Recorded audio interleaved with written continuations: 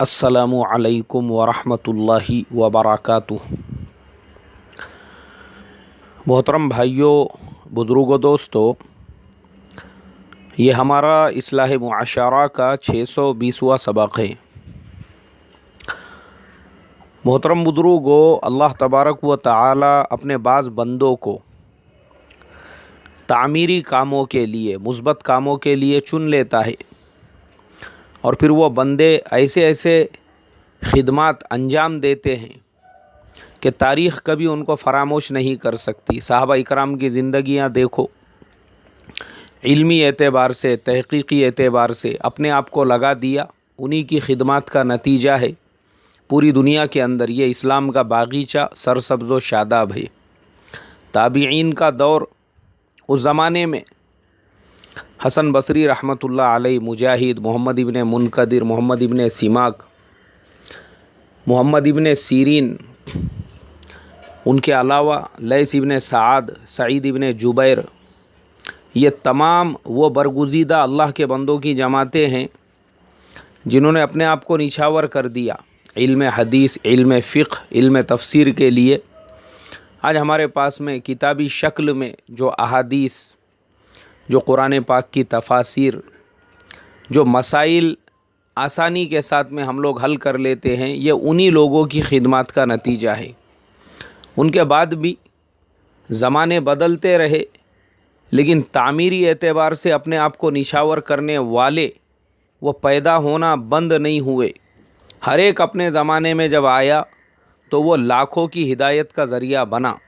दौर चलते रहे, इमाम अहमद इब्ने हम्बल रहमतुल्लाह अलैह, इमाम गज़ाली रहमतुल्लाह अलैह, हज़रत अब्दुर्रहमान इब्ने जौज़ी रहमतुल्लाह अलैह, उनके बाद फिर दौर चलते रहे हज़रत सैयदना अब्दुल क़ादिर जिलानी रहमतुल्लाह अलैह।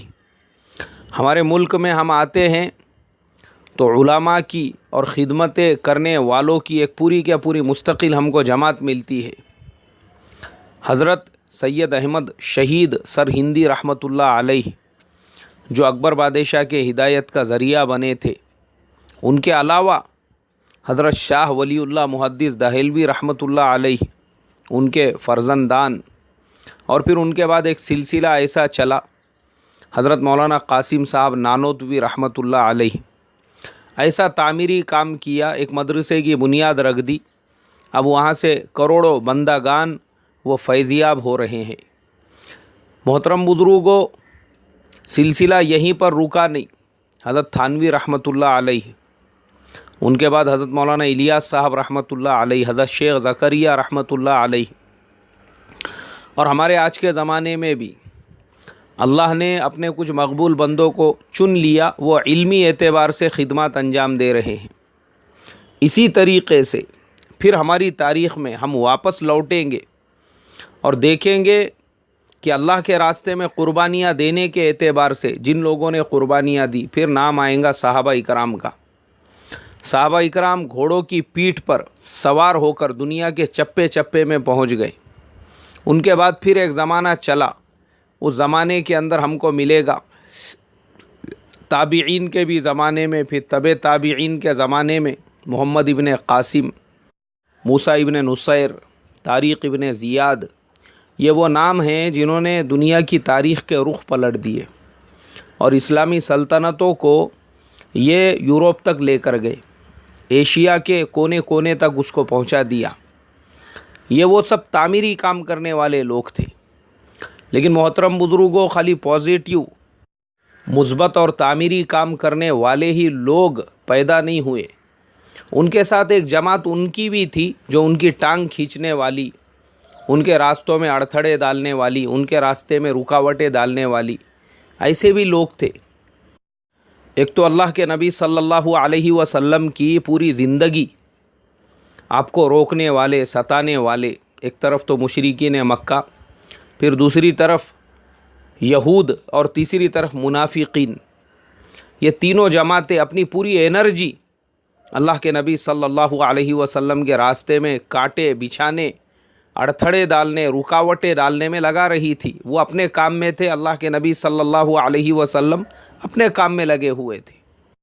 और बस इसी पर बस नहीं, دور صحابہ میں بھی جہاں ایک طرف تعمیری کام، مثبت کام کرنے والے اپنی پوری انرجی مثبت اور پازیٹیو کام کے اندر لگا رہے تھے، وہیں پر تخریبی اور نگیٹیو ذہنیت کے لوگ اپنی پوری انرجی ان کو روکنے میں، ان کے راستے میں اڑتھڑے ڈالنے میں، رکاوٹیں ڈالنے کے اندر لگا رہے تھے۔ صحابہ کا زمانہ دیکھیں گے، اللہ کے نبی صلی اللہ علیہ وسلم کے آخر زمانے میں ہی مسیلمہ کذاب، منکرین زکوٰۃ، الحاد، یہ ساری جو آندھیاں تھی، حضرت ابو بکر صدیق رضی اللہ تعالیٰ عنہ کا جیسی دور شروع ہوا، ان سب سے ان کو مقابلہ کرنا پڑا۔ حضرت عمر فاروق رضی اللہ تعالیٰ عنہ کے زمانے میں کم چیلنجز نہیں تھے۔ حضرت عثمان غنی رضی اللہ تعالیٰ عنہ کا زمانہ جب آیا تو ایک طرف حضرت عثمان غنی رضی اللہ تعالیٰ عنہ کا زمانہ وہ تھا جس میں اسلامی فتوحات کا سلسلہ آگے بڑھ رہا تھا، اور دوسری طرف آپ کے مخالفین ابن سبا اور اس کا پورا ٹولہ مدینہ منورہ کے اوپر حملہ کر دیا، اور حضرت عثمان غنی رضی اللہ تعالیٰ عنہ شہید ہو گئے۔ حالات جہاں ایک طرف مثبت کام کرنے والے اپنا کام کر رہے تھے، تو یہ تخریب کار ان کی ٹانگ کھینچنے میں اپنی پوری انرجی لگانے کو ہی اپنے زندگی کا مقصد سمجھ رہے تھے۔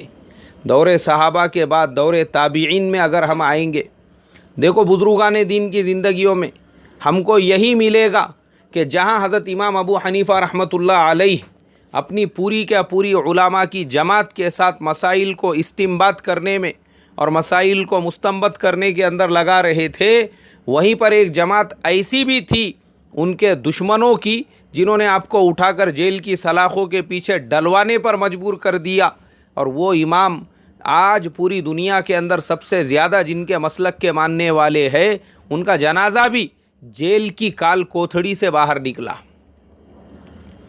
یہ ہر زمانے میں ہوتا آ رہا ہے محترم بزرگوں، ہر زمانے میں ہمارے بزرگان دین، ہمارے اکابرین، ہمارے اسلاف کی سیرت اور ان کی زندگیوں کو اٹھا کر دیکھیں گے تو آپ کو یہی ملے گا کہ کسی بھی زمانے میں جہاں پر وہ کسی تعمیری کام میں لگے ہوئے تھے تو تخریب کاروں نے ان کو آرام اور اطمینان سے بیٹھنے نہیں دیا۔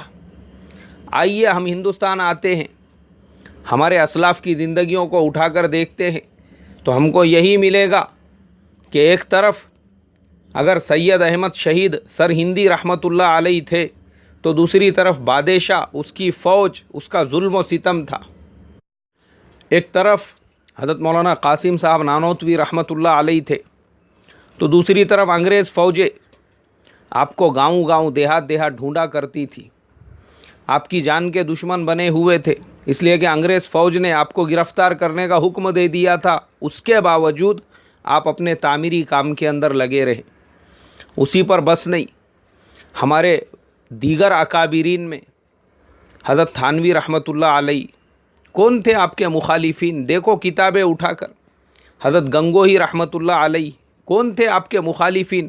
کفر کے اور زندیقیت کے لوگوں نے فتوے دیے۔ حضرت شیخ الہند رحمۃ اللہ علیہ اور حضرت مولانا حسین احمد مدنی رحمۃ اللہ علیہ، ہم لوگوں کو تو خالی یہ سنایا جاتا ہے ریشمی رومال کی تحریک وہ ناکام ہو گئی، مالٹا کی جیل میں اٹھا کے ڈال دیا گیا، کالا پانی کی سزا ہوئی، اور جنگ آزادی میں اسی طرح کی قربانیاں دی، لیکن ہم لوگوں کو یہ نہیں بتایا جاتا ہے کہ اس زمانے کے اندر تخریب کاروں کی ایک ایسی بھی ٹیم تھی جس نے ان لوگوں کے خلاف کفر کے فتوے دیے تھے۔ ہمارے اپنے ہی تھے جنہوں نے ان کے اوپر اس بات کا بہتان اور الزام لگایا تھا یہ لوگ کمیونسٹ ہے، کانگریس پارٹی سے تعلق رکھتے ہیں، اس لیے یہ مسلمان ہی نہیں ہے، ان کا شیخ ہونا اور ان کا شیخ الہند ہونا اور ان کا شیخ الاسلام ہونا تو بہت دور کی بات ہے۔ کفر کے فتوے، یہاں تک کہ ہمارے ان اکابرین کے ساتھ میں پنجاب کے ایک ریلوے اسٹیشن کے اوپر وہ سلوک کیا گیا جو آج بھی تاریخ کی کتابوں میں قلم بند ہے۔ لوگوں کو پتہ چلا حضرت مولانا حسین احمد مدنی رحمۃ اللہ علیہ وہ لاہور سے دیوبند تشریف لا رہے ہیں تو اس اسٹیشن پہ گاڑی کو روکا گیا، آپ کا پورا سامان ریلوے اسٹیشن پہ بکھیر دیا گیا، آپ کے ساتھ بد سلوکی کی گئی۔ وجہ صرف یہ تھی کہ حضرت مولانا حسین احمد مدنی رحمۃ اللہ علیہ وہ اس ملک کے دو ٹکڑے نہیں ہونے دینا چاہتے تھے۔ وجہ صرف یہ تھی کہ حضرت مولانا حسین احمد مدنی رحمۃ اللہ علیہ اس نظریے کے خلاف تھے جو نظریہ مسلمانوں کو دو حصوں میں بانٹنے والا تھا. چونکہ ہم لوگ نفس پرست لوگ ہیں. کس نے بول دیا؟ ہمارا جبہ دیکھ کر، ہمارے پیجامے دیکھ کر، ہمارے کپڑے دیکھ کر اور ہمارا خالی ظاہری حلیہ دیکھ کر کہ ہم بہت پکے اور سچے ایمان والے ہیں اور ایمان ہمارے پورے بدن سے ایسے ٹپک رہا ہے. یہ غلط فہمی ہے ہماری. ہم نفس پرست ہے، نفس پرست ہے اور نفس پرست ہے. اگر ہمارے نفس کے اعتبار سے اسلام ہے اور ایمان ہے اور کوئی بزرگ ہے اور کوئی اکابر چل رہا ہے تو وہ ہمارا بزرگ، تو وہ ہمارا اکابر، تو وہ سچا پکا صاحب ایمان ہے. اور اگر ہمارے نفس کے خلاف، کیونکہ ہم قرآن حدیث پہ چلنے والے تھوڑی لوگ ہیں، ہم تو نفس پرست ہے. اگر ہمارے نفس کو زک پہنچ رہی ہے، کوئی چاہے اپنے وقت کا کتنا ہی بڑا اللہ والا ہو، ولی کامل ہو، پھر ہمارے نزدیک اس کا کوئی مقام اور مرتبہ نہیں ہے. وہ ہمارا دشمن ہے. ہم اس کی مخالفت کو ہی اپنے زندگی کا مقصد بنا کر اس کے خلاف زہر اگلنا، اس کے خلاف کیچڑ اچھالنا، اس کی ساری خدمات کو فراموش کر کے کہ اس انسان نے اپنی پوری زندگی دین کی محنت کے لیے لگا دیا، مگر یہ وہ دین تھا جس کی وجہ سے ہمارے اپنے نفس کی جو خواہشات ہے، ہمارے اندر کے شیطان کو تکلیف پہنچ رہی تھی، اس کے لیے ہم اس کے دشمن بنے ہوئے. کون بول دیا ہم حق کے لیے لڑ رہے ہیں؟ یہ صرف شیطان نے ہم لوگوں کو الفاظ کے جھانسے میں پھنسایا ہوا ہے. یہی معاملہ حضرت مدنی رحمۃ اللہ علیہ کے ساتھ میں ہوا. ساری خدمات کو لوگوں نے فراموش کر دیا، صرف اس لیے وہ یہ بھول گئے کہ یہ دارالعلوم دیوبند کے شیخ الحدیث ہے، ان کا مقام کیا ہے، مرتبہ کیا ہے، ان کو اس سے کچھ لینا دینا نہیں. صرف اس لیے کہ حضرت مدنی رحمۃ اللہ علیہ کا جو نظریہ تھا ان کے نظریے سے ان کے نظریے کی مخالفت ہو رہی تھی.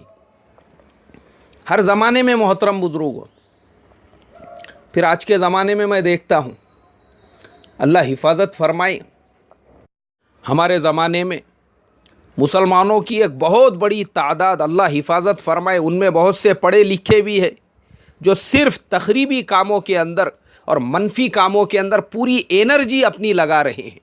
امت کے یہ سارے مسائل کو انہوں نے پس پشت ڈال دیا، اور ان کے سامنے اگر کوئی مسئلہ ہے، کوئی مدعا ہے، تو وہ چند محمل اور چند فروعی باتیں جس کو وہ پوری زندگی کا مقصد بنا کر یہ اہم اور ذمہ دارانہ امور کو چھوڑ کر اس کے پیچھے لگے ہوئے ہیں.